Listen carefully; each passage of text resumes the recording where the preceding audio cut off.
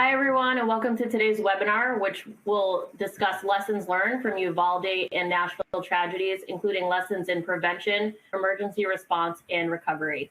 My name is Amy Rock. I am Campus Safety Senior Editor, and I will be moderating today's webinar, which is sponsored by Hanwha Vision, Dormakaba, and Salient. And before we get started, we'll go over some housekeeping items on how to use the platform and also how today's presentation will flow. If you're having trouble hearing this presentation, you can click on the question mark in the upper corner of the interface and select Test My System Now. Or I find for myself leaving the platform and rejoining kind of fixes most of my issues. We also encourage you to ask questions throughout the webcast because we're going to do a Q&A at the end with our presenter. And you can submit questions at any point during the presentation on the left side of your screen where it says Ask a Question. And if you're having any technical issues, you can also submit those types of questions there, and our webcast producer who's on the back end will be glad to assist you. And the slideshow from today's presentation can be downloaded by clicking on the Event Resources tab below the media player. And today's presentation will be available on demand a few hours after it ends, so feel free to check it out again on the website if you need to review anything that was covered, or if you want to share it with your colleagues. I'm going to skip that one. We'd also like to invite you to attend our campus safety conferences happening July 10th to 12th in Henderson, Nevada, and July 31st to August 2nd in Dallas, Texas.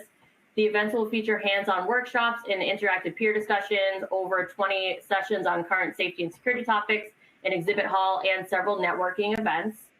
And similar to today's webinar, our Campus Safety Conference Texas will also have a panel discussion on lessons learned from Uvalde, and that will specifically feature people who are in school safety and security from Texas, so the region who has been most impacted by that tragedy, and also the subsequent changes that have been implemented in the state. So you can use promo code WEB20, all caps, to get 20% off your registration for either event.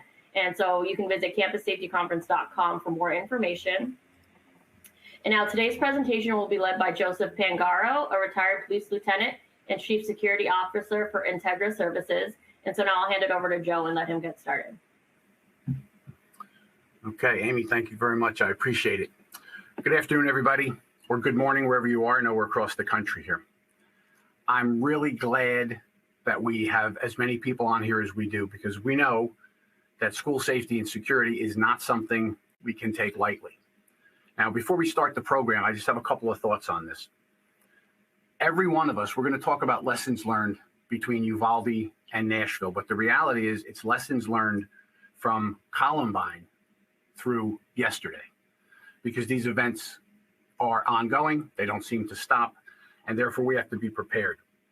And one of the things I see when I travel across the country doing assessments and helping school districts all over the place, is I find that once we realized that we had to do something, most schools do something. They have some kind of idea of what they want to do about safety and security. They have some plans, but it's still kind of an afterthought for many places. And what I'm going to suggest is that what we really need to do is turn this into something that has to be a full-time part of what we do. Reading, writing, arithmetic, and safety and security, because children cannot learn, teachers cannot teach if they don't feel comfortable and safe. So let's keep that in mind as we go forward, that whatever it is that you're doing, is there more that you can do? And that's what a lessons learned program is about. So I want to get started here so if I can get the program running for us. And let's see.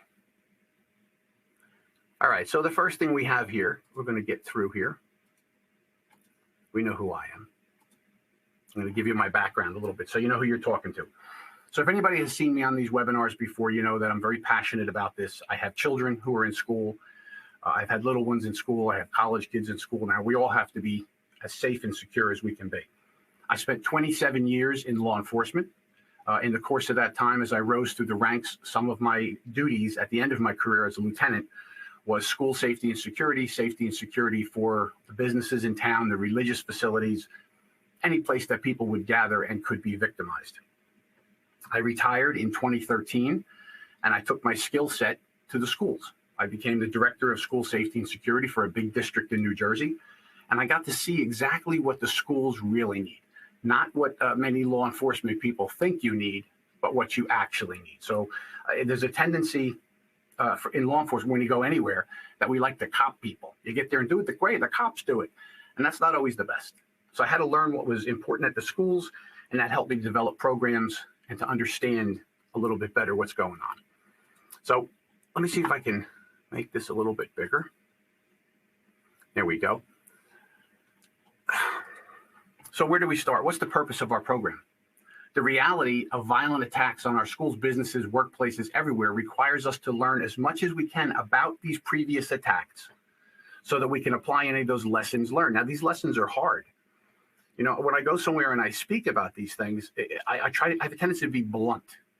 I'd have tendency to be blunt because while we can talk about lots of different things and how we can add equipment and how we can add cameras and how we can add training and all that, the reality here, the bottom line of all of this is that what we're preparing for is life and death in many cases. Now, we're lucky in that the reality of you being attacked is technically very, very small. There are thousands and thousands of schools across America.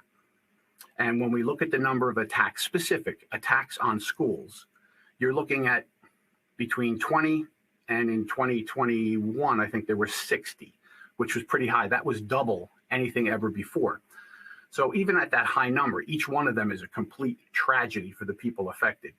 But out of the thousands and thousands and thousands of schools we have in our country, for 60 attacks, the chance of you being involved is really very small. But let me ask this first question. And that's what I'm going to do a lot in our program today, is I'm going to ask questions.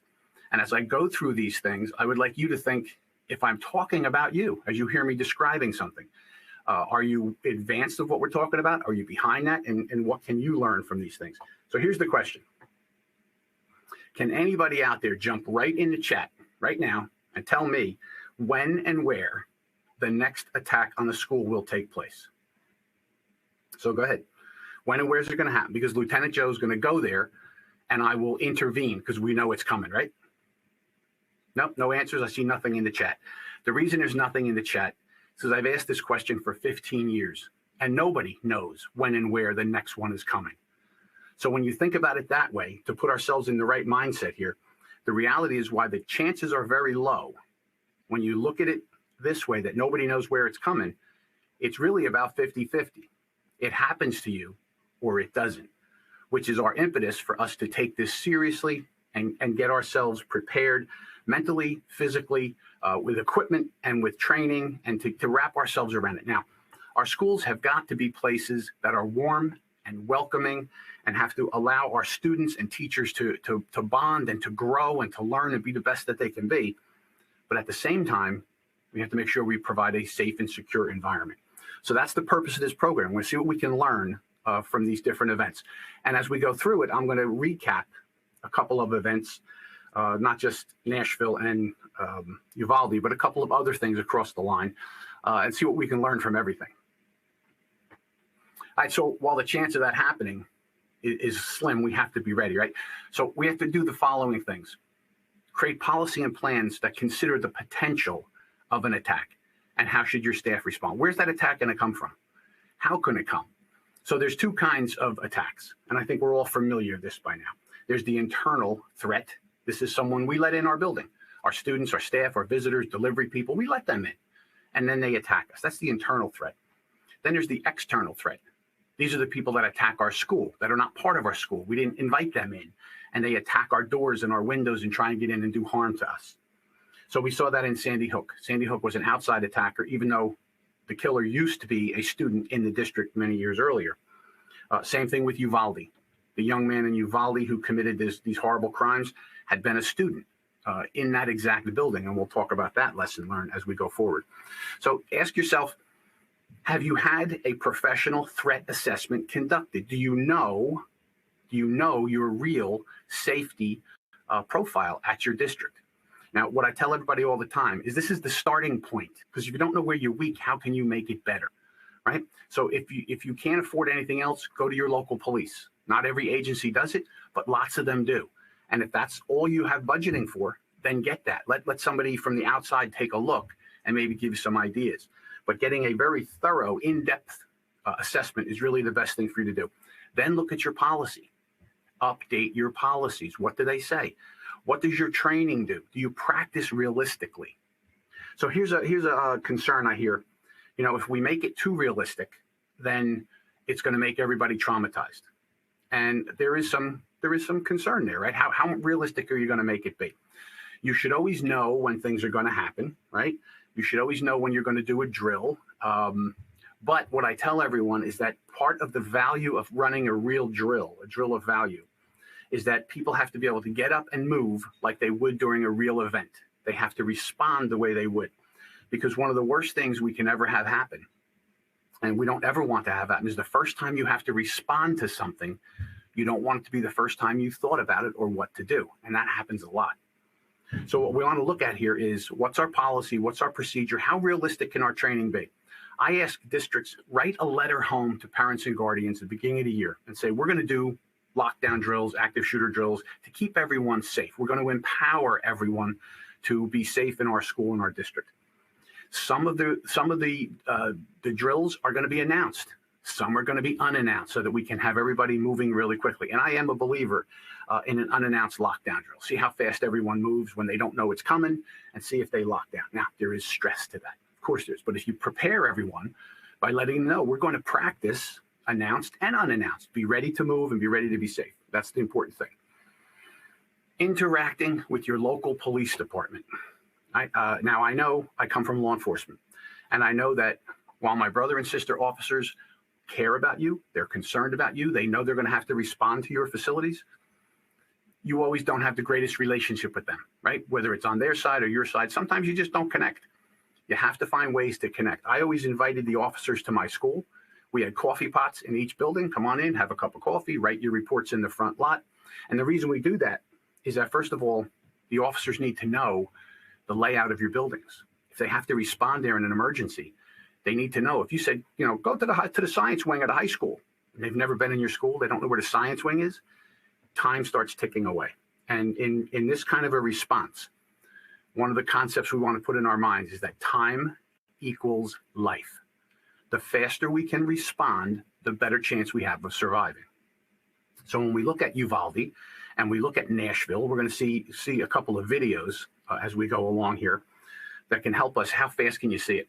The other thing we talk about is the ability to respond quickly requires us to see danger coming at us. Right? So can you see approaching danger? This is something I talk about. Where do I see approaching danger problems? In the morning and the afternoon when we're letting kids in and letting kids out, right? We have not been attacked at that time. Doesn't mean we won't be, but we're lucky we haven't been attacked at that time when we're very vulnerable. I go to schools and I see all the teachers bunched up and they're all talking to each other and they're, you know, waving to the kids, and it's really wonderful. But if you don't have your staff positioned at the farthest points where all those kids are coming in with a radio, so that if they saw approaching danger, as soon as they saw it, they could get on the radio and say, hey, we have danger, get everybody back on the buses, get them in the building, whatever. You have to be able to see danger coming. Same thing at recess time, sports time. Somebody has to be watching for danger so that they can make calls, and they have to have the ability to make the call, some kind of a radio or some kind of a device that functions properly with good connection, and that you can make sure you can do it. So connecting with our local law enforcement, very, very important. And then we have to study these events. We have to study these events as hard as it is to talk about these things, to see the pictures. We have to be able to understand what went right and what went wrong. What did the school do right? What did the police do right? And what did everybody do wrong? So that we can learn from it. Nobody is casting aspersions on anyone, on any of the things that we talk about where things went wrong. They went wrong. We need to learn from them and figure out how can we be safer? What can we do so it doesn't happen to us, right? So consider, as we cover this, like I said, ask yourself, is this describing my school, my training, my security department, and my preparedness? Any of these things, are they me? So what do you look for in lessons learned? And I know I go fast, I'm from Jersey, but we have a lot of material to cover here. So how is the victim location prepared for the attack? When we look at a lessons learned, these are the kind of things we want to know. How did the victim location train for response? How did the victim location interact with the police? How did the victim location use equipment and technology to help secure its facility? How did the victim location respond when violence actually struck? And how did the victim location recover from an attack? So I'm going to cover recovery kind of at the end, but I'm going to throw it in here. My PowerPoint's to keep me online. Other than that, I'm going to jump around a little.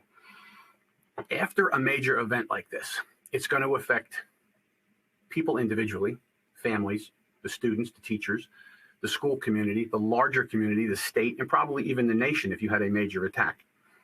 So when we look at this, we can look at other communities that have had to survive a major event. So in Sandy Hook, as horrible as that was, there was no plan for what to do when this happened. So they sent all the parents, when the parents were advised that there had been the shooting and now it was secure and they were returning children to the families, they had everyone go to the firehouse. And there were quite a few people there. Now we know there were 20 children killed. Well, as they started calling out the names of the children they were returning, they were almost done. And there were less parents than there were going to be named. So people started to realize that my child is not one who survived. And there was nobody there to help them with that. There was nobody to help prepare them for that. And that was a terrible thing. So even though it's the hard part of this, we have to consider how are we going to make these announcements. The other thing that happened was that the community was devastated because people felt bad, right? So they started showing up.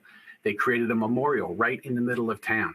People left stuffed animals, they left flowers, they left notes. An outpouring of love for the community is what came out.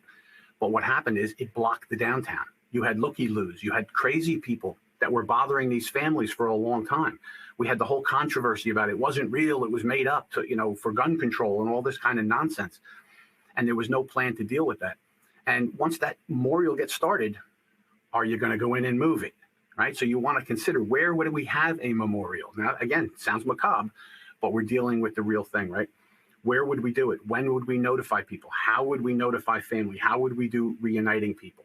So these are all the kind of things. Do you have any of those things in place? That's a lesson learned from previous events that we need to consider that.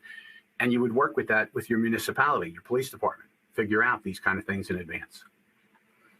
We get an insight into the dynamics of an attack. What actually happens during these attacks? Now, in some of them, we start to have video now. We can see how the attack went, what happened. And while they're all unique, each attack is unique because you have unique people as victims and as perpetrators. But there are commonalities. And it's from these commonalities we identify what are the things that went right and what went wrong, what equipment worked, what equipment didn't, what policy was good and what wasn't, how did the staff and everyone else react based on each event. And then you can say, could my staff react like that? Are we prepared? And that's why I ask those questions. All right, so what can we learn about the attacker? We can learn about pre-attack actions of the attacker. We see now in these events that have happened recently, we've had a couple recently, and everybody wants to know what caused this? Why did this person do it? And what's the purpose you want to know that? You want to know because there's a thing called a human threat assessment. Now, many states are requiring schools to do this. I teach this kind of thing. How do you identify potentially dangerous people before they attack us so you can intervene, right? Especially when it's an internal kind of a threat, somebody in your school, and that's most of your attacks are from internal actors. So how can you identify somebody who's potentially dangerous and intervene so they don't hurt you? Right? What can you do? Pre-attack actions of the attacker are very important. They go through changes. People don't wake up on a Tuesday and decide to kill their classmates or kill people in the school. It's a buildup. They write things, they say things, they post things on social media, they make announcements, they do things. So we have to understand how to do this. That's a human threat assessment, creates a team in your district that can look at each and every threat that comes in, whether it's a written threat, a posting on social media, a rumor that one of the kids tells you, a kill list, whatever, and how do you react to that? So we can see what equipment was used by the attacker. We see that they're using rifles, but they also use handguns. We see that in most attacks now, they bring more than one weapon, right? They bring more than one weapon with them. They bring lots of ammunition because they're intending on doing some bad things and hurting as many people as they can. They broadcast what they're going to do. Social media. Look at the Parkland kid. He was on there for weeks saying he was going to be the next school shooter. These people say things and do things. They text their friends. In Uvalde, right before the killer went and attacked the school, he was texting with a young lady, and he said, yeah, I'm going to shoot my grandmother. She's being terrible. And then I'm going to go shoot up an elementary school. And he told her, and she didn't say anything, but he texted it out. He broadcasted it out. All right, so those things are important. But this is what we can learn about the attackers. We got to look at what equipment and technology is in place in your school. I know lots of districts have analog cameras because that's what you've always had. You need to upgrade over time. And yes, Lieutenant Joe, I know it's expensive. You budget, right? So that's why when you have an assessment, you should have a roadmap from that assessment that says, here's what we can do tomorrow for little or no cost, and here's what we budget down the road for. So next year, capital improvement might be $500,000 worth of cameras. The year after that might be better visitor management systems, right? So there's all kinds of camera manufacturers out there and things out there that can help you. But you want to understand, what do you have in place to see the danger coming? What do you have in place to slow people down, right? How is the staff trained? Do you do realistic training? Do you do, I know a lot of places go online and they make everybody watch a video. That's big in the business world. Watch a video and you click a button that you saw it. Are you actually training people to move through the motions? Are you training the kids to move through the motions and do it correctly and under a little bit of stress? How do you drill for safety? How do these places drill for safety? How do you drill for safety? So I said, do you do it properly? Are you preparing everyone? And what was the relationship between the school and the local police? We also have to understand the nature and the role of security. So the question is, number one, do you have your own security force? Do you have a professional security director in place? Do you have SROs in your school? Or do you have a staff member who's assigned as the security person? And they look into it, they look over it. Well, whichever one of those you have, if you have a security department, you want to make sure that they are professional, they're properly trained, and that they are prepared and have the right equipment to be able to help you. If you have SROs, you want to make sure that the SRO, how far away? Are they in one building and you have 10 and they have to ride around? Or do you have them right there? If you have a staff member, make sure that that's the person, that they get trained. They get trained as much as you can send them. This is why I suggest in this modern world, we have to include safety and security as just as important as anything else. It has to be budgeted for, and you want to consider having someone specifically assigned full-time to be worrying about safety and security, because they'll think of things that maybe you don't because you're busy trying to help the kids learn, right? We need somebody to look at that. All right. Do they work together if you have police and security? Do they interact well? Do they know the schools? Do they participate in your drills? And so we're going to understand some dynamics between Uvalde and Nashville. We're going to kind of recount this a little bit so that we understand what happened there, and we'll pull some lessons out of that. All right, so Uvalde, it's hard to believe it's a year already. It's a year anniversary of the suffering and the pain that was caused from that incident. And we look back and we see Columbine was how many years ago? And Sandy Hook, and we see all these different things. And it's a non-stop treadmill now in our schools and all around. So we can come up with all kinds of solutions. Do this, do that. The reality is you've got to be prepared for it to happen. How we end up eventually dealing with it will be something we're going to work on. But let's go to the Robb Elementary School, Uvalde, Texas, and then we'll talk about the Covenant School in Nashville. They're similar to thousands of other schools in America, similar to your school. What makes them different is that they've joined a league of growing list of schools that have been attacked by a shooter killer. Right? They are now one of those places. All right, so Robb Elementary, if we look at it, the timeline is important. Now, of all these different kind of school attacks, the very first thing we can compare between these two events is that the attack in Uvalde, the systems failed, the people failed, law enforcement failed, everybody failed at a tremendous level. You can see the timeline there. It started at 11:33 in the morning, and it wasn't complete. The shooter wasn't eliminated until 12:50 p.m. Lots of people died. That is an inordinate amount of time. These events take place now, and they're over between 3 minutes and 17 minutes. That is the time you have to plan to survive in your building when you're attacked. 3 minutes to 17 minutes before the police can get there. Now, I know if you're rural, if you're in a more rural area, I was in upstate New York, upstate Pennsylvania, rural area, and they were telling me that law enforcement at the best, unless an officer is close by, could be 35 to 45 minutes away from the school. That means you have to survive a much longer time with an attacker.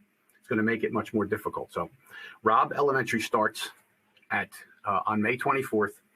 A lone gunman made an announcement on social media he was going to shoot up a school. He stole his grandmother's truck, said he was going to shoot the grandmother, and then did, and texted that to this person he was talking to.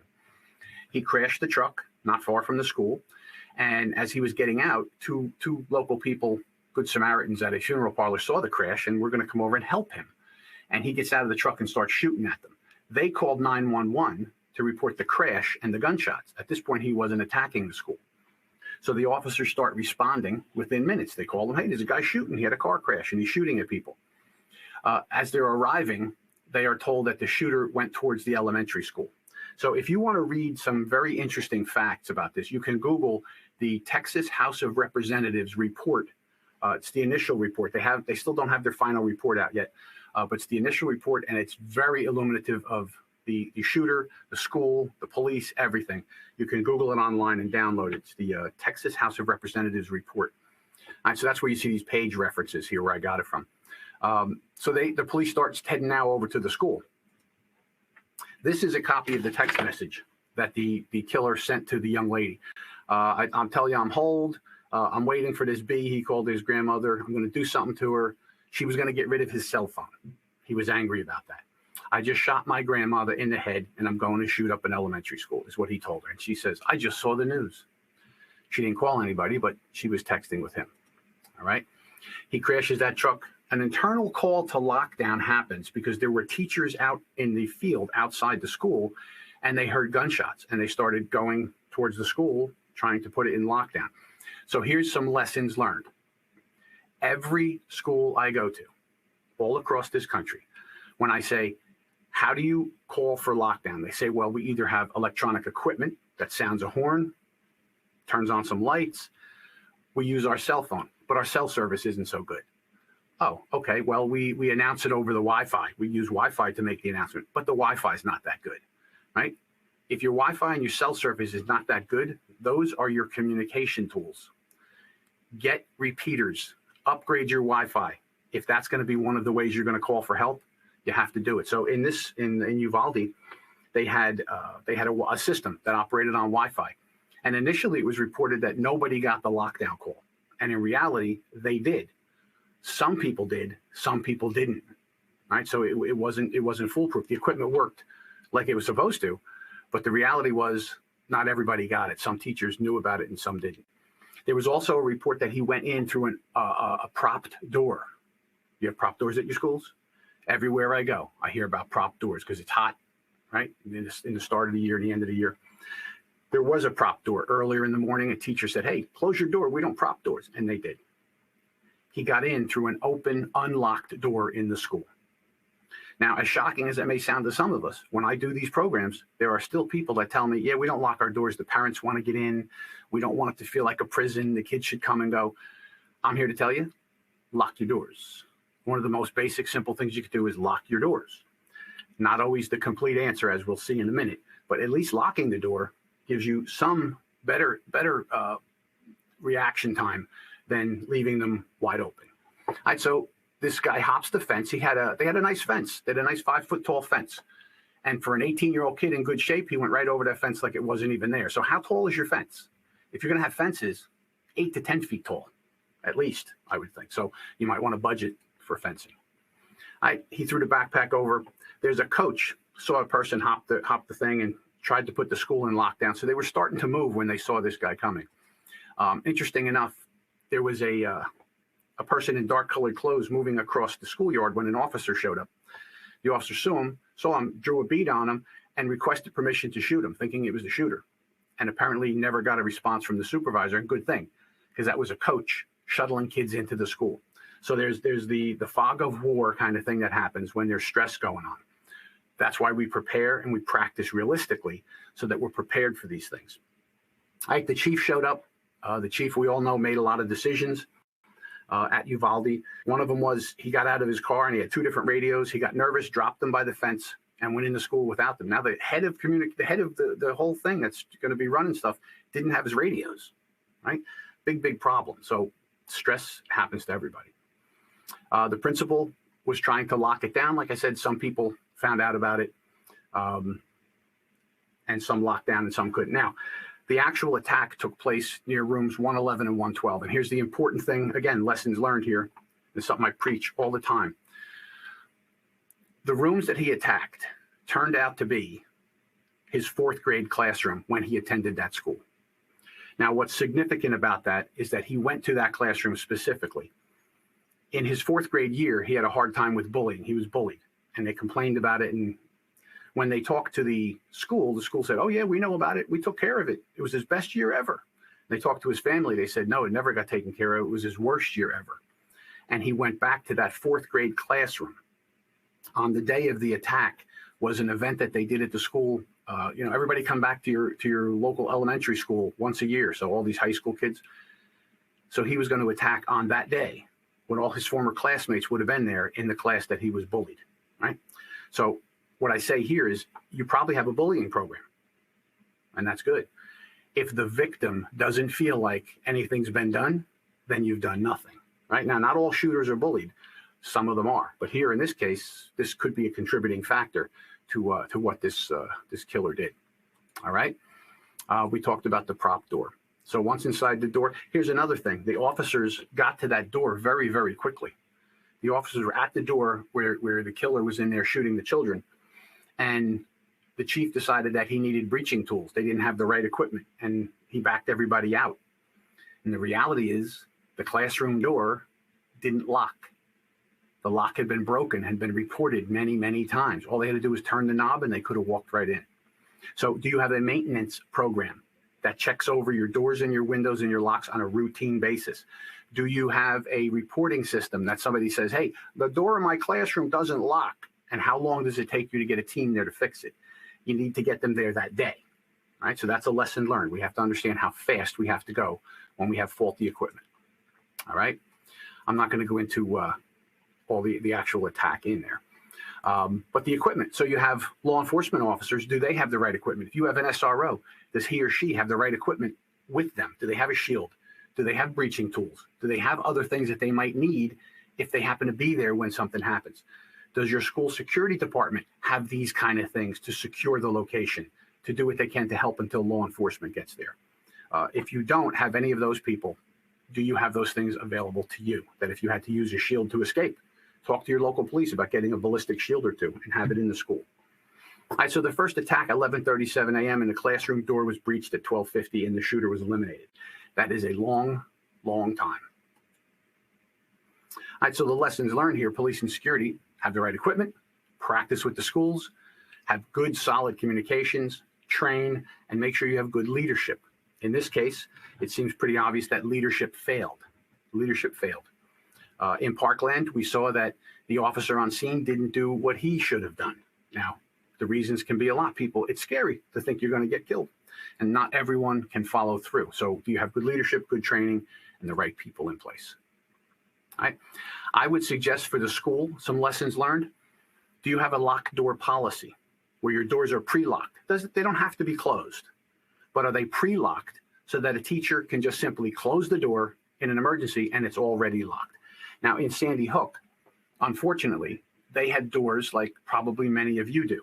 The teacher had to go into the hallway with a key to lock the door from the hallway. In an emergency, a gun being fired around you, danger, one of the first things you're going to do is you're going to lose your fine motor skill. You're not going to be able to put a key in the door and lock the door. So therefore, pre-lock the doors as policy. Emergency, just close it. Right? A lot of places have them pre-locked and closed all the time, but then the kids have to come and go. There are little magnets you can buy and put over the door lock. Now the kids can come and go 1,000 times. In emergency, push the lock out, push the magnet out of the way, and you close the door. It's locked. Right? So think about that. Practice with your police. Fix the doors in repair. Check your Wi-Fi and your cell service. Make sure those are up to date. Your physical plant. Do you have cameras? If you have cameras, do you have somebody watching the cameras, or are your cameras really just evidence tools for, hey, afterwards, later, let's watch what happened on the cameras. Let's see if we can get some evidence out of it. In Parkland, the cameras were on a 20-minute delay.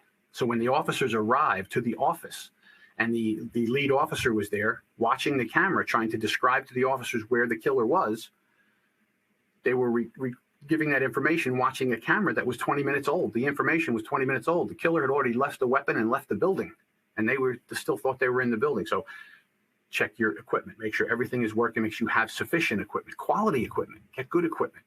Right? Get good cameras. Get good visitor management systems, right? So you know who's in your building, what's going on. Training. In a previous Campus Safety magazine and articles, running drills of value. All right. If you want that program, at the end, I'll make sure that it's available through the magazine, and you can get a copy of that. How to run a good quality drill of value. What training do you do is the question. All right. The sad facts here, these are a wake-up call for all of us. We can no longer consider security a secondary item, something that we don't have money for. We have to find the money. There's grant money out there, not enough. I think the federal government, state governments should make sure you have the money to buy the equipment you need, to have the radios, to have good cell service, to have good cameras, all that kind of stuff. And we have to move as a society towards that, because this stuff can be expensive, but you need it to help you. All right, now the difference between Uvalde, where everything went wrong, systems failed, groups failed, everything failed. In the Covenant Presbyterian Church shooting that we saw very recently, there were some good things that happened. They managed to lock down quickly. The officers who responded here were absolutely amazing. As someone who teaches police officers how to respond to active shooters, schools how to respond to active shooters, when I watch those videos, and if you haven't seen them, go to Google and look it up, and it's body camera video of the officers. You talk about bravery. You talk about putting yourself in danger and moving forward. And then you saw the officers who were actually leading the charge. They were absolutely amazing, directing the other officers forward in the middle of shooting. And the very last scene that we see on the body camera is as they turn into the room where the shooter was with a rifle, probably 25 yards away, which is a very easy shot for a rifle. They confronted this shooter and took the shooter out. Bravery. Training, obviously, they trained very, very well. They were the textbook example for law enforcement on how to respond to this. The problems were that the school was locked. They trained, they had different kind of things in place, but the glass on their doors was very easily defeated, and it's like there was nothing stopping this person from entering whatsoever. So when you look at equipment, I'm going to show you a video in a minute. And it's going to show you the actual entry into the school by the shooter if you haven't already seen it. So our glass in our doors, if you were to buy bulletproof glass, it is very, very expensive. Most places could not afford it. There's bullet resistant glass, which is also expensive, but less than bulletproof glass. And it's not actually bulletproof, but it's much more resistant. There is material out there that you can get. It's very inexpensive. It's called security glazing film. It's crystal clear. You put it on your door. They caulk it to the door. Now it creates a bond to your door. And while you can shoot through it, you can't reach into those bullet holes and rip it open. And I'm a pretty big guy. I'm 220 pounds. And I can shoot through this glass. But then it would take me 2 or 3 minutes with a 20-pound sledgehammer to knock the glass out of the door. That buys you time, right? Time equals life. So there's many different manufacturers. In the video we're going to see in a minute, is one particular company stuff. I'm not endorsing it. That's the video I happen to be able to find. There's lots of manufacturers that make that kind of film. But that alone could save time. In Sandy Hook, the killer walked up to the front door, because they usually come to the front door, and he shot the glass and it dropped, and he was in the school immediately, even though they locked their doors and practiced safety. So if you can't keep them out while you're practicing, you run out of time, and you don't have time to respond. So we'll see that in a minute, what happened here. So this had a 20-minute timeline in Nashville. From 9:53 a.m., the suspect's vehicle was seen on surveillance cameras arriving at the school and parking in the lot. 9:57, the suspect sends a message to a friend, a former basketball friend, says, I'm planning to die today. Right? That must have been a disturbing thing to get. What happened from 9:57 until 10:10, when the suspect actually attacked the glass in the door and went in? Nobody's really sure. Talking on the phone, writing things down, we don't know. That the police haven't released all that information yet. But the reality is, you're going to see a video in a minute, and you're going to see the killer, that we now know is the killer, drive past people standing in front of the school. And as the killer makes a turn to the parking lot, where she ended up parking. You could see children on a playground, little children playing on a playground. Could have attacked those children, did not, went to the school. So all of these things we could say, who's watching? Who's paying attention? You know, had this person decided to get out of the car and go to that little playground, if somebody was standing there watching, they could have seen them get out of the car with a rifle and start moving the kids, right? So seeing approaching danger is a lesson learned. We have to be able to see it coming at us so that we can respond quickly. So where do you position your people? At recess, at lunch, during gym time, or any of those kind of things, right? So at 10:10 in the morning, the suspect is seen in surveillance footage shooting through the front door and entering the building. Nashville police received the first call of a shooter at 10:13. So it took 3 minutes, right? 3 minutes from the shooting of the glass for the police to get the first call. However, they got that call. Electronic equipment, somebody made a phone call, somebody saw something. How do you call for help? Are you counting on someone calling 911? Do you have an electronic system that can do that? Do you have a push button? There's lots of different technology that can help you. There are things now they put in classrooms that have a built-in cell phone built into it. It's only for the emergency lockdown equipment. You hit a button that says lockdown, and the phone drops in your hand. It has the camera comes on. It calls police and security, dials it up for you. If you have to run and hide with the camera, you keep it with you. You can keep giving information to the officers, and it's recording stuff as you're going. There's all kinds of technology out there if you look for it. And I know this is a sore spot. When I became a director of security, I was inundated by salespeople who want to sell me everything in the world. Everything is the greatest thing, and you need to have it. You need to be able to vet that stuff out. I can do that. I can help you. I can give you some of the articles I've written about equipment. What do you really need? What would you like to have? But what do you absolutely need to have? Where do you spend your money? All right, so here's our police. They arrive, they get the call at 10:13. At 10:21, the first officers arrive on campus. So from 10:13 to 10:20, that's 8 minutes. 8 minutes. And what did I say earlier? These things are over in 3 to 17, based on the statistics. At 10:23, 2 minutes later, the first officer enters the school, according to investigators with the body-worn cameras, and you can start to see them looking for the shooter. They're listening for the sounds. Police are trained to go to the sound of gunfire. They're trained, the initial officers, to ignore injured people. We can't stop and help injured people. We have to go to the shooter, right? So running up to the officer, screaming that somebody is hurt, you may end up getting a rifle butt in the face. They don't know who the shooter is, right? The cops are going to go to the sound of the gunfire. That's their job. At 10:24, a team of 5 officers arrive on the second level, following the sound of gunfire. 2 officers engage the suspect, and at 10:27, the shooter is declared deceased, eliminated from the picture. All right, tack time 10:10 to 10:27, 17 minutes to survive. You have to plan on surviving for 17 to 20 minutes without help. How do you do that? So the lessons learned here. Do your classrooms have window covers, right? That's very important. Close the door, lock the door, cover the window, get in safety corner, right? A safety corner is if I look in the window of the classroom and I can't see you, that's the corner that's safe. So I tell everybody, put tape on the ceiling there so that you know if I'm behind that line, they can't see me from the door.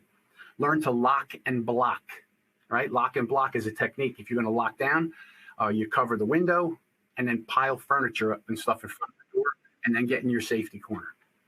And don't come out until the officers or your school administrator comes and they release you to evacuate you from the building.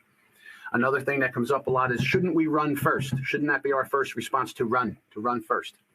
And I'll tell you this, there's lots of controversy out there between people who do what I do, what you should do first. If you can run and get away safely, that might be your best option. In most instances, you might be able to get, some people can get away, but not everyone can. What if you're on the second floor? I hear a lot, well, put the kids out the window and have them run. Well, these little kids, are they really going to run out a classroom window? What about the kids on the second floor? What if you have children who are little and they're afraid to run and they're standing by the window? What if you have a teacher that can't get out the window? Then what do you do? So the way I see this, and I look at it statistically, my opinion, what I want with my kids' school is that they lock down securely, cover doors and windows, safety corners, lock and block, and that's probably your safest place to be. If you can get out and run, you have to run then. So what I tell everybody is, don't make your policy so tight that people don't have opportunity to make decisions. So it's called multi-optional responses. right? Because if you lock people in that we only lock down, that's all we do, and they do something different and they get hurt, there's going to be lots of lawsuits. So what you want to do is give people options and train them. If you think you can get away, get away. What do you do with kids who are on the sports field when there's a shooting? Do you have rally points that they can go to where everybody knows, even if we get separated, we end up at the corner of 5th and Main, and that's where the buses are going to come, the police are going to come. Do you have those kind of things already in place? That should all be part of your plan and your response. All right, so we see that these events are over in 3 to 17 minutes. You got to survive. Leadership was a problem in Uvalde, and some practices and equipment were a problem. So ask yourself, do you have those problems? Nashville, the killer was on the property for 17 minutes before the attack. Who saw that? Did anybody notice that? Can you see approaching danger from the areas when you take the kids out to go do things? Can you see? Do you have rally points? Glass doors. We're going to see that video in a minute. And you see how quickly the glass comes out. It's almost instantaneous, as though there was no glass. If you have a vestibule, which I think vestibule man traps, that some people call them, but if you have one, the front door should have a swipe card, right? Swipe in, or a fob, or however you're going to get in.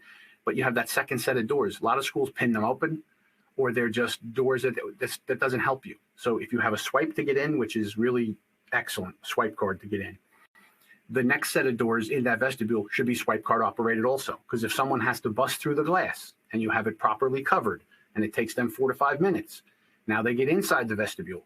Now they have to get through that glass. You're talking 6, 7, 8, maybe 9 minutes you have to react, call for help, lock down, flee, whatever it is you have to do, right? So we want to look at those things. And do you have any indicators? Do you have a staff that is trained to recognize potential dangers? When somebody says something or does something, can you intervene with that student before they hurt you? All right. At the Covenant School, the building was really not secure because the glass was vulnerable and allowed immediate entry, just like in Sandy Hook. The police response was very good. The officers were professional. Leadership was great. It's been reported that the killer had done surveillance in the area of Nashville, trying to pick a place to attack. And for whatever reason, the killer chose that school after surveillance because felt that was the most vulnerable place to attack. Right? So they do watch us sometimes. They do look to see how we behave and what we do. All right, so here's the video. So if we can start this video, this is the arrival and the glass being taken out. You can see in the bottom corner there,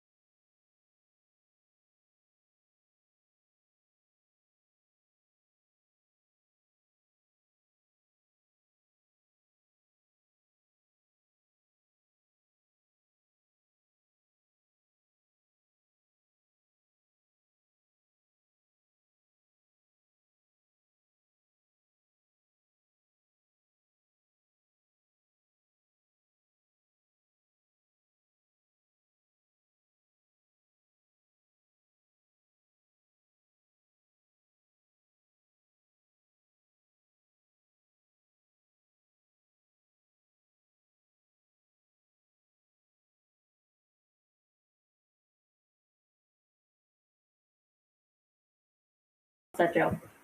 Okay. All right, so we're going to go now. The next one is going to be the demonstration of, now you saw how fast that glass disappeared out of that window. So you can have great policy, you can have great practice, you can have all kinds of things. And if your glass is not protected, that glass disappears. It's like it's not even there, and they're right in your building, even if your doors are locked. So securing your glass is one of the biggest lessons learned we can have from all. And this stuff is inexpensive no matter what manufacturer you use. Like I said, there's lots of them. So the next video we're going to see is from a particular manufacturer. I'm not endorsing that in any way. Campus Safety is not endorsing it. It's simply a video that I found shows what I wanted to show. So we're going to go to that next video now, and you can see a demo how this stuff works. And remember, time equals life. If we can start that video.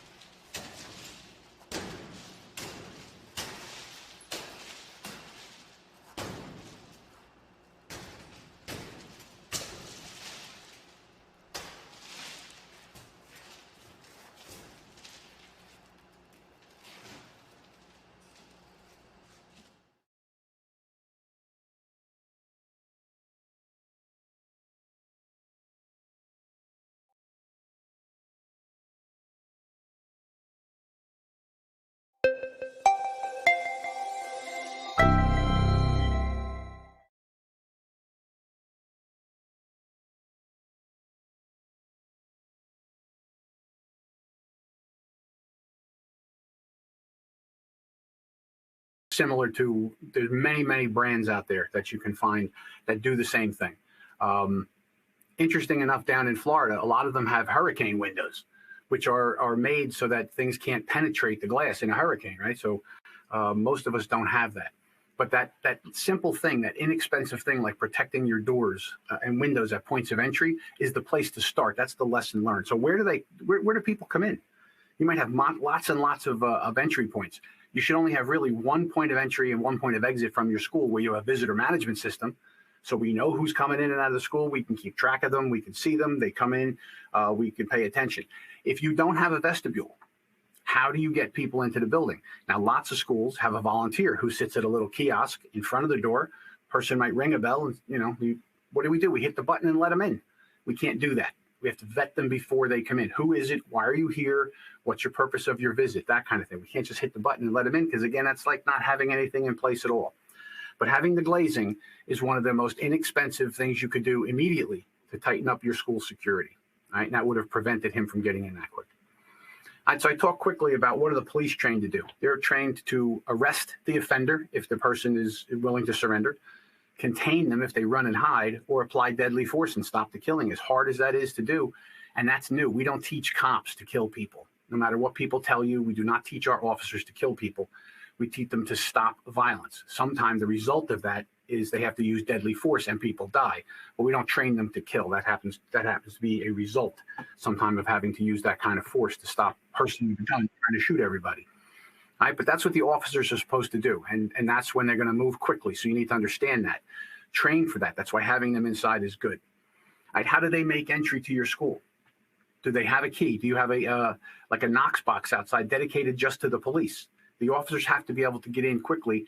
And again, lessons learned: if they don't know your building, because if you have an event, you're probably going to have multiple police agencies responding. Now you're going to have lots of different officers who have never maybe even been to your town before, and they're coming to your building. So try and do a training, even if it's in the summer, off season, whenever you have nobody in the building. Let all the cops come and have them do practice in your building. Let them get to know the layout. There's technology of mapping that your school can be mapped, and in an instant, the police get it on their phones. They get it in headquarters. They can see where everybody is. There's lots of technology that can help us out there. All right. So a couple of things. Is your district prepared? The district in Uvalde had lots of good stuff, but they didn't use it properly. Do you have a trained threat assessment team? Get a good, solid assessment of your facilities so you know where you're weak and where you're strong. Enhance your strengths and fix up your weaknesses. Address them so that they're not weaknesses anymore. Look at your perimeter fencing. Is it real short? Anybody can jump over it? Then it's like it's not even there. Locked classroom door policy, right?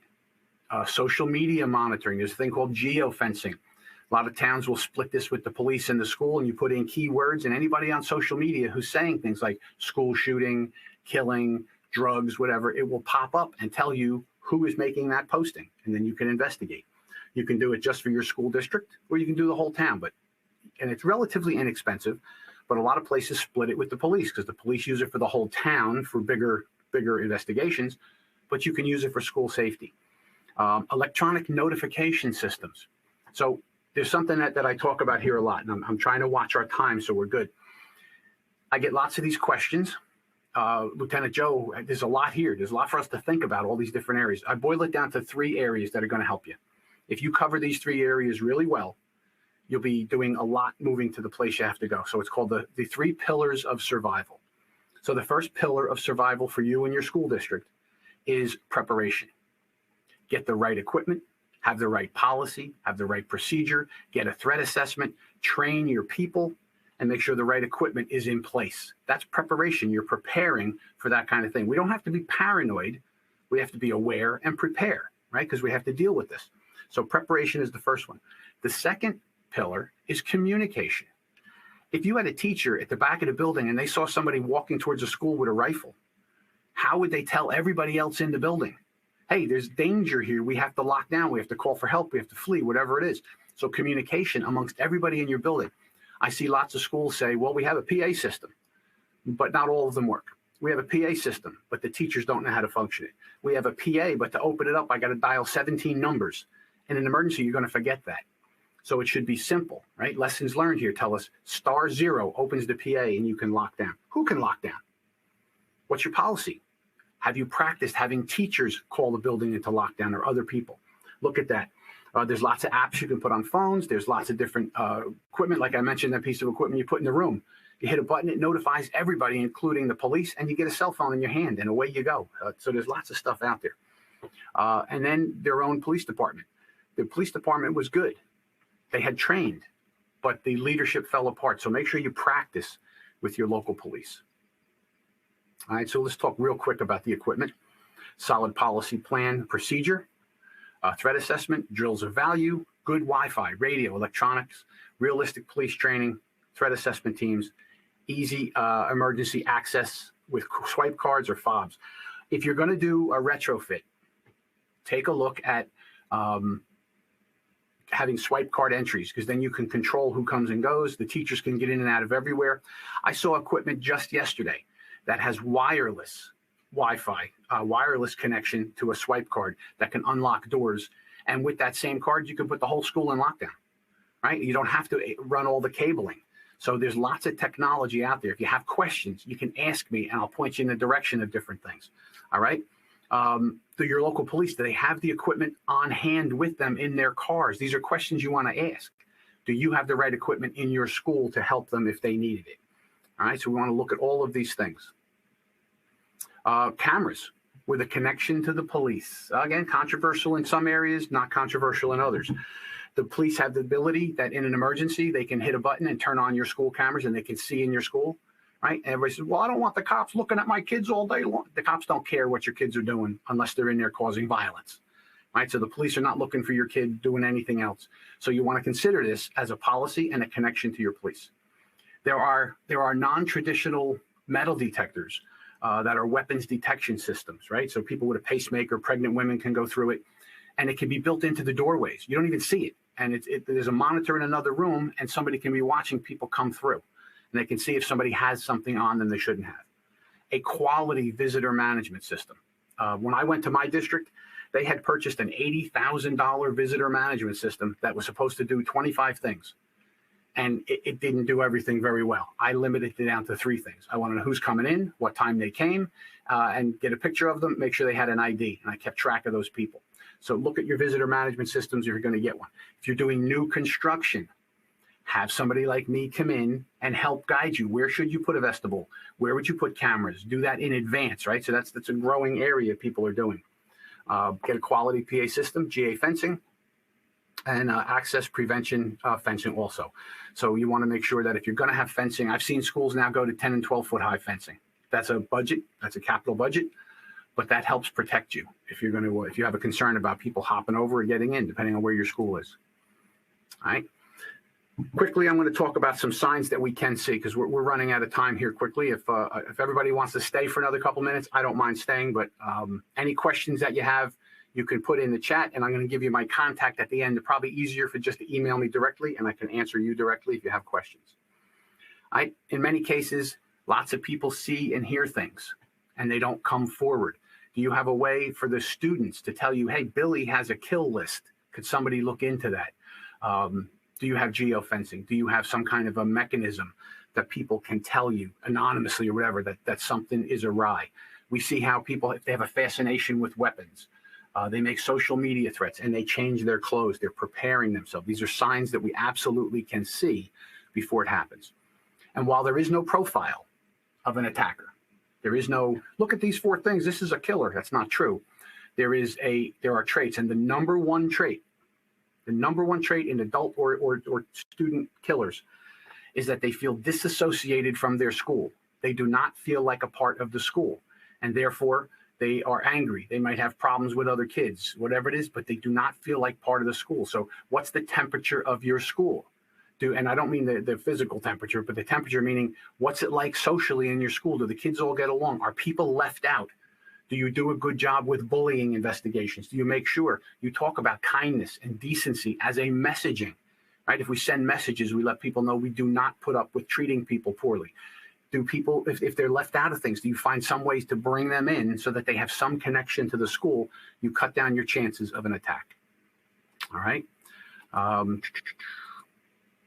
When we talk about training, I say realism. I don't expect you to have people running around role-playing, but I've done role-playing events, and they're very, very successful when people know in advance because we move around. There are tabletops you can do, professional tabletops, where you do a tabletop with your emergency team. I have access to an electronic system where everybody goes online and things start to happen. You get video clips, phone calls. It's absolutely amazing training because it's realistic and it's in real time. You have to react like you know your policy. All right. Lessons learned here. The need for quality communications, the right police and training. You need to address faulty doors and locks, update your policy, and remember the 3 pillars of survival.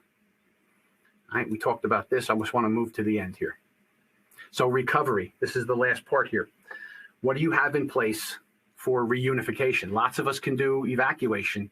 Do you have a plan for reunification? Right? How do you get, you're going to have parents inundating your school. You're probably going to be gone. You're going to be leaving that facility.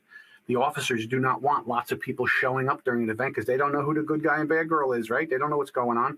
So we want to see what's going on there. Make sure you have a plan. What's your plan? I can help you with a plan. If you need help, I got plans I could send you that actually help us. All right? Preparing for the worst. How would you announce to everyone something bad happened? How would you tell the parents? Don't be that district that says, okay, there are 20 parents left here and we have 20 victims. And you see everyone else is gone and those parents now know they were the parents of the victim. Plan that in advance. Make sure you have psychologists available for any kind of a violent event on your campus. Be prepared in advance. Talk to somebody and get a plan together. All right. We think about Sandy Hook and how they had their difficulty, and it was very hard to hear that from those parents. I worked with some of them. All right. We can't be paranoid. We can't be paranoid. Remember, statistically, very small chance. All of us we don't know where it's going to be. 50-50, it's you or it's not. Be aware and prepare. And you do that by planning of everything we talked about and learning from these events. We have to ask ourselves, every event we see, is that my school? Would that have happened at my school? Would that have happened with my staff, with my students? And just like when we look here at Uvalde and we look at Nashville, any one of those incidents, we are between all of them, all of us. We're in between there. We want to be the best response we can have because we have the right training, the right practice, the right equipment, the right relationships, and we're prepared to respond. All right, so I want to thank everybody for being a part of this session. Like I said, I'm Lieutenant Joe. I'm from Integra Services. If you have any questions, that's my email. You can certainly email me your questions. You can jump out because I know we've used our time here, and I appreciate you staying on with me. Amy, if you want to jump back in and say hi. Yes, we have lots of questions. So we'll do some. And like Joe said, you can reach out to him directly because there's no way we can get to all these questions. So I'm going to do my best to give Joe as many as possible. So I just wanted to address, Joe, a few similar questions, which is your mention of announced versus unannounced drills. There seems to be some confusion on your stance. Someone mentioned how NASRO and NASP strongly recommend lockdown and active threat drills are always announced as drills to avoid trauma. I just want to clear that up since many of our listeners are likely charged with, leading these drills in their schools. Sure. And I know that a lot of these agencies tell you every single drill should be announced, every single one, because you don't want anybody being traumatized. What I have found from my experience of doing this is that you should announce them, let people know. First one of the year is what I find a lot of schools do. The first one is announced. Tuesday at 3 o'clock, we're going to do a lockdown drill. Everybody walks through it. But the reality is the person who's going to attack you is not going to call and say, hey, can I attack you on Tuesday at 3 o'clock? And if people only know to respond when it's an announced drill, when they do hear just a lockdown, everyone's going to panic, right? So my opinion, Joe's opinion, is that you do a mixture of them. Now, you can look at these other groups. They're all professional. In this world of safety and security, there's lots of different opinions. I base mine on what I've seen and what I've done out in the world, and so do those groups. And they're excellent groups. So it's up to your district how you choose to do it. Some places want to flee first. That's your policy. That wouldn't be my policy in my school district. You have to choose that because you're the ones who have to respond to it. So I hope that answers that. Thank you. There were also several questions about the Nashville response, and to my knowledge, information about if schools were told to keep doors closed during the day or what the active shooter training was for Nashville police hasn't been released. But that being said, based on what we do know and what has been released, if you were a consultant for Covenant School, what would your recommendations be for improved response based on what we know? For the response in the school? Mm-hmm. Okay. Well, I think when you see the videos, you see that the lights are flashing, so they obviously had some good equipment.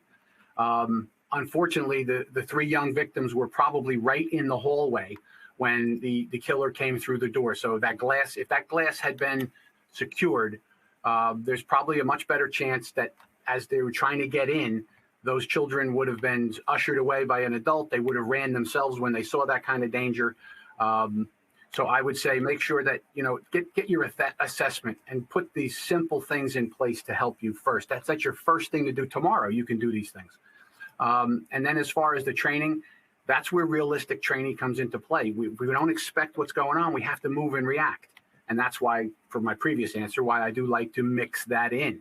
Not everyone agrees. We can get 100 opinions, but that's what I would do with them. I'd say make sure that your doors are secured and then practice coming and going in an event. Come up with some practice, do some real practice. The next question, what is your opinion on door magnets used for interior classroom doors? This person said, we feel it's better to keep doors locked or in the locked position and not use the magnets. Okay, so a locked door, like I said, the safest place I think you can be, unless you're on a field and you can run away already. If you're in the building, you have to lock down, is behind a secure door with a good lock with the window covered in the safety corner. Now, a lot of places have that door lock policy, and that's probably the best. The door is locked and it's closed, so you're ready at all times. What I hear repeatedly over and over and over again is that while that sounds like the best thing to do, a lot of people don't like the interruption of kids having to come and go. Now they got to come back in. The teacher has to go over and open the door. The magnets are an inexpensive way to really handle both of that. Even if you had the door in the lock position, put the magnet there, and you kept the door closed, now the kids can let themselves in and out. This is a difference between the best thing to do would be to lock the door and keep it locked. There's also the reality of how people are going to function with it. So if you have a policy that says doors locked all the time, are you going to enforce it? Are you going to go around and penalize people for not keeping their door locked? Because if you're not going to penalize them, then they're not going to do it. So the magnets I found as a simple, inexpensive alternative that speed things up, right? Time equals life. All the teacher has to do is push that magnet out of the way and close the door. So better to keep the doors locked, whoever's doing that. But if you're not going to do that, at least have them in the lock position with a magnet on there. Not every state allows it. New York does not allow magnets on the doors. New Jersey does, Pennsylvania does, other places do, but New York says no, because they're concerned that in a fire they would swell, you couldn't get out. And again, there's disagreement among the expert community about whether that's worth the danger. Last time somebody was killed in a fire was many years ago. Last time somebody was shot in a school was like 2 weeks ago. So we have to understand what's our risk and our tolerance for what we're going to do. But I found them to be a very simple, inexpensive tool that if you have nothing else, you can't rebuild all your locks, rebuy all your locks, and you're not going to keep them in the lock position, that's a quick way to close a door. Okay, thanks, Joe. There are a couple questions too about the glazing. Do you know if there's conflict with fire departments regarding glazing? I have never seen it. The concern obviously would be getting into the building, because how could they get through, right? But the reality is they would be able to open the door. Most fire departments will have some kind of a Knox box with a key to get in your building. If they don't, you should put a Knox box or some other brand box outside with the key to the door so they can get in quickly. A lot of police officers don't have that. Usually fire companies have those things. Your police agency should be able to get in your classroom, into your building as well, as easily as possible. I gave all the police officers a swipe card. I trusted them because they're police officers. So a lot of places will say, well, you don't know, these cops are going to lose it. Well, there's a possibility of that. But the reality is, if you know that this officer lost the card you gave him, you can deactivate it and now nobody can get in. But in an emergency, that officer can get in instantly and quickly.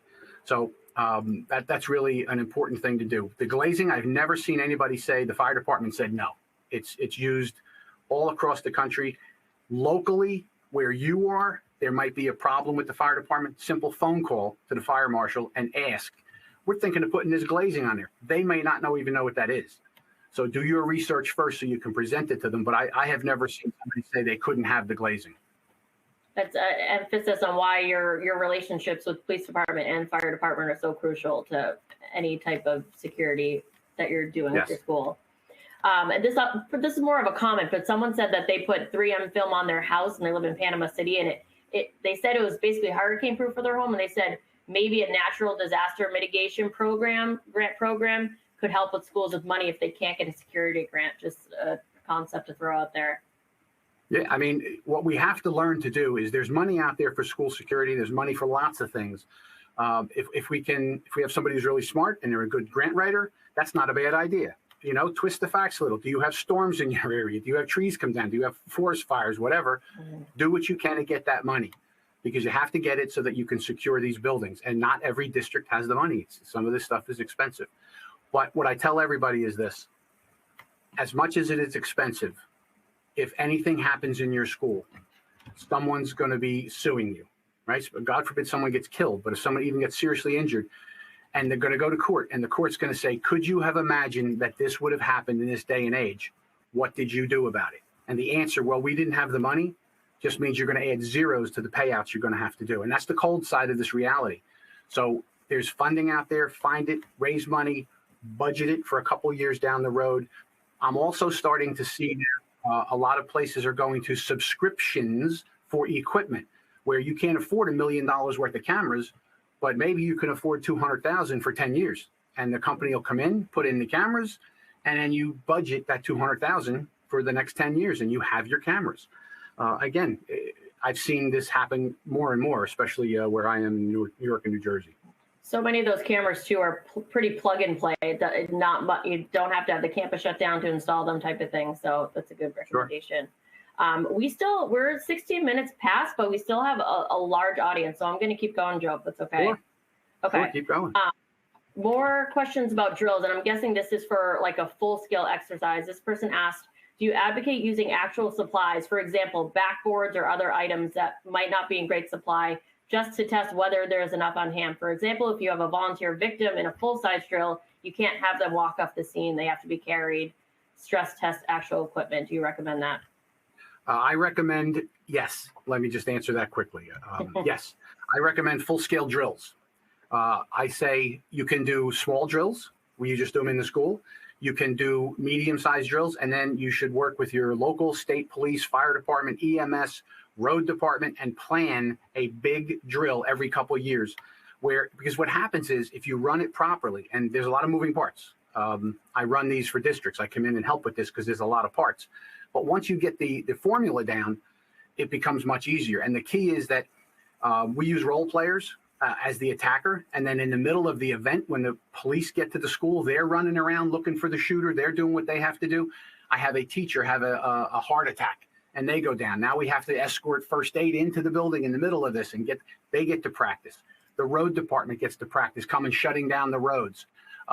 Anybody else that would be responding in real life to your facility, they get to come and practice. So that might be state police. They'll jump in. The county police, sheriff's department, they will all take part in this. It just takes a lot of practice, but everyone gets to know each other then. You know, it's a big, long planning event. You get to speak to each other. You get to understand what's right and what's wrong. You might find better ways to do things. And you want to do, best practices. And having everybody on board at your school will be very valuable if anything ever happens. So, yes, I believe in doing those big ones about every other year. This person said, covering external facing windows or not. SWAT prefers we don't, but I've heard this presented both ways. What do you recommend? So you mean the ones that are outside that you can see in from the street? Yep. That's Okay. So when I look at these things, I say we have to go by the historical record, right? The historical record tells us what has happened before. Doesn't mean it can't change, but that's our best parameter. We could do everything, but not everything has happened before, right? So we got to look at what has happened.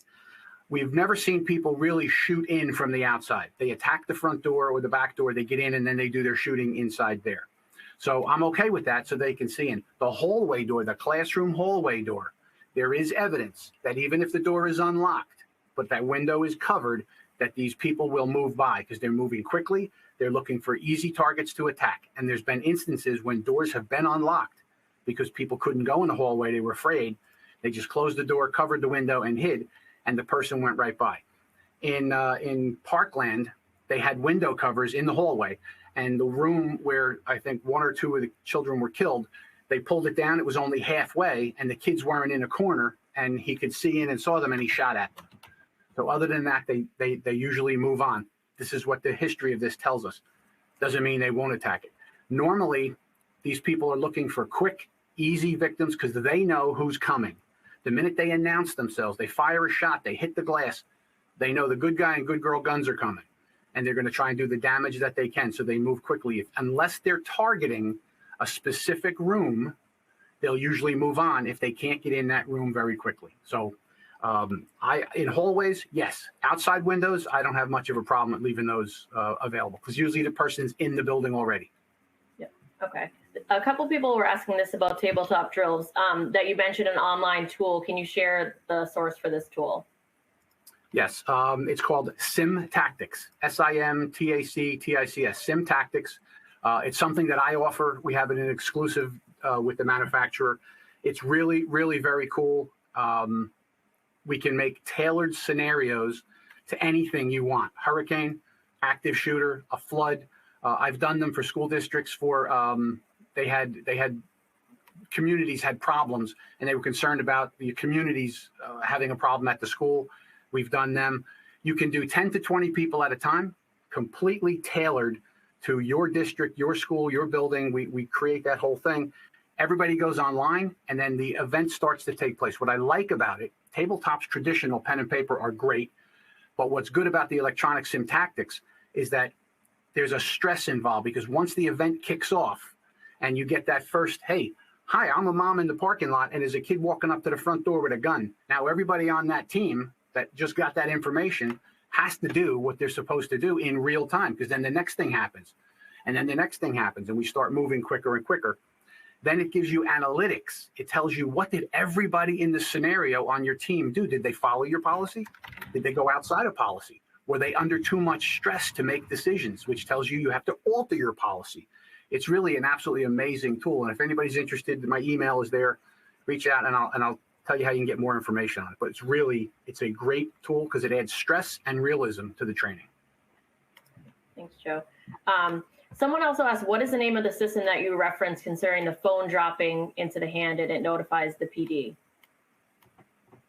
Okay, so there are, if I'm thinking about the phone app that I talked about, so there are quite a few of them. I know right now they kind of sound the same. There's a company called 911 Inform. 911 Inform. They have a program that includes mapping. It tells you right where you are. The dispatcher at headquarters can open and close doors in the school, can lock the school down remotely, which is good. And then there's another one called Share 911, and that's an app on the phone where anybody can hit a button, put the school in lockdown. The police get it automatically. I had one of those apps in my school, and we had an officer at the front door on a false activation, somebody practicing and hit the wrong button, in 38 seconds. So you talk about time equals life. This teacher hit the button, practicing, had it in live mode instead of drill mode.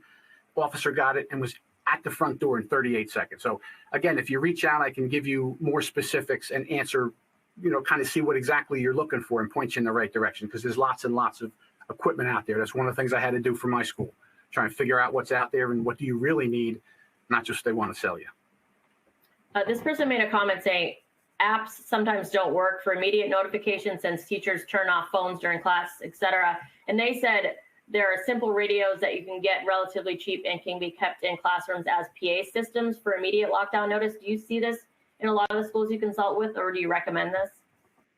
One of the things I recommend for everybody is handheld radios. And because they are instantaneous, they're fast, they're local, and they're good. The problem that I see district after district is they buy the cheapest possible radio they can find.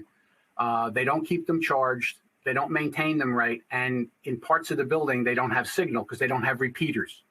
So just like your Wi-Fi repeater, you have to upgrade that. That's a lesson learned that could save lives. Upgrade that. Upgrade your cell service so that if you're going to use a cell phone for an app, it all works.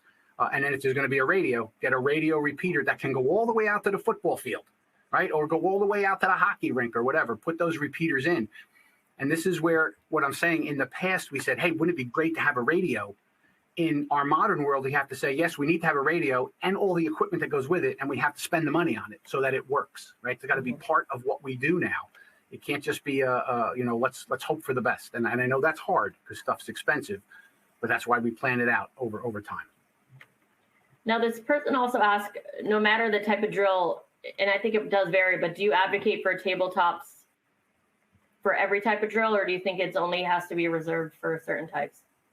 I think what's good about tabletops, traditional or electronic, I like them. I like them for just about any kind of a thing, because if I'm the superintendent and I have the policy that I've agreed on, this is our policy, whatever, and I expect everyone to go by that. If you do a tabletop with a scenario about a hurricane, a forest fire in California where the fires are coming, an evacuation, whatever it is, when you sit your team around the table and you come up with a good scenario, and that's why I said having a good scenario is the key, and have your team, you might say, so you know what, we think our plan says to go past the creek, but the creek is swollen. We can't get through the creek. I didn't think of that. We need to find an alternative if the creek is swollen. You know what I mean? So it lets everyone on your team bring out ideas and thoughts that you say, I didn't think of that. I didn't realize that. That's something we should have an alternative to. So I like tabletops for just about anything, not with the whole school maybe, but with your management team, your response team, whoever it is. I absolutely love them. They're great. There are also several questions about specific technologies or products. And I would recommend people reach out to Joe directly regarding those, and he'll be happy to answer those. I just didn't want to skip over those. Another question that just came in kind of last minute says, other than the police, are there resources/organizations with whom we should coordinate during planning? Who would be a resource for reunification, for example? Okay, so reunification, Homeland Security has a lot of stuff. If you go to Homeland Security, the Secret Service, they have a lot of stuff. There's a group out there called PASS, P-A-S-S. You can join them. They have lots of resources. When it comes to reunification, what I found is I had to create my own for the district because every school is unique. Every place is unique. But I'll give you, here's a couple of pointers on creating a program. You got to let everybody know, your family, your guardians, everybody, that if there is an incident at the school, do not come to the school because you'll confuse the situation and your children will probably not be there, that you'll tell them where to go. And you have to make MOAs with different off-site locations where you have an agreement already, an emergency. I'm taking all these kids to you. There has to be water, juice, bathroom facilities, whatever you need. You get that together in advance. So an MOA is a really important thing to do. The reunification, no matter how your building is configured, should consist of a couple things. Number one way in for the parents, right? You can't let everybody come in all the different doors. You'll have nothing but chaos. So you put all the kids maybe in the gym or the auditorium or whatever, and you have somebody stationed there with a radio or some kind of communication device. The parents all line up at the door. Don't let them all in. You let in 5 parents at a time, 10 parents, whatever you think you can handle. I used like to have a staff member and a law enforcement person at that door to control the crowd who's going to be, knocking your door down to try and get in. So if you let in 5 or 10 in that hallway, you have all the paperwork they need to fill out. Who's their name, their kid, who's their this and that, why are they there? Are they allowed to pick them up, whatever? They go to a first group of people, check them in, make sure these people are allowed to take custody of these kids, right? Maybe it's Uncle George, because he's the only one around because mom and dad are working, but Uncle George is a pedophile. You can't release that child to that kid, right? So what I tell all the parents, first of all, make sure not just 3 names that can pick up your kid, come up with 10 so that in an emergency, you got a bunch of people that can go get that kid that you authorize. So the parents come in, they fill out the paperwork, they go to the first station. That person now calls, get Mary Jones and Frank Johnson and bring them to the reunification point. One-way traffic. They walk down a hallway, they reunite the parent, the guardian with the child. They make sure everybody's there. They sign off, and they go out another door. And there's another staff member and law enforcement there to say, leave the property with your child, right? One way, no matter which way that works, one way in, one way out, and go the other way. I have reunification plans. I'd be happy if somebody emails me to send you the copy of the reunification plan. We did a live drill. I had 400 parent volunteers with 5th grade students. And we told them, you're going to get a text message to tell you where your kid is. I'm not going to tell you when, but you respond to the location. We waited till about 11 in the morning. We bused the kids from the elementary to the middle school, texted everybody. The parents showed up, and we actually put our teams out, and we had 400 sets of people come through, and they were thrilled because it was easy to control. Everybody got their kid, and it was fast, in and out, one way in and out. So you have to have that reunification. And in a dire circumstance, again, if you have to reunite people or let people know that there's been a tragedy, think about that in advance. Who are you going to have there to help them? Do you have clergy there? Do you have psychologists there? Who are you going to have on scene? And you prepare that in advance. All right. We're coming up on 3:30, and I'm sure other people have meetings, including myself. So I apologize having to stop it here, but if we didn't get to your questions, Joe's email is on the screen, so please reach out to him directly. He'll be happy to respond. Thank you again, Joe, and thank you all for taking the time out of your schedules to join us. And also, thank you to Hanwha Vision, Dorma Kaba, and Salient for sponsoring. And as mentioned earlier, if you want to watch the webcast again or share it with your peers, a recording will be available on campussafetymagazine.com under the webinar dropdown, typically within a few hours. And we'd also love to hear your feedback on the presentation. We know the presentation was presenters really appreciate it as well to help them better serve their audiences. So just take a few minutes to complete their survey. I'm going to go back to Joe's email one more time just for people to jot that down. And that's it. We really appreciate your time. Thank you, Joe, and thank you guys. Have a great rest of your week. Be safe.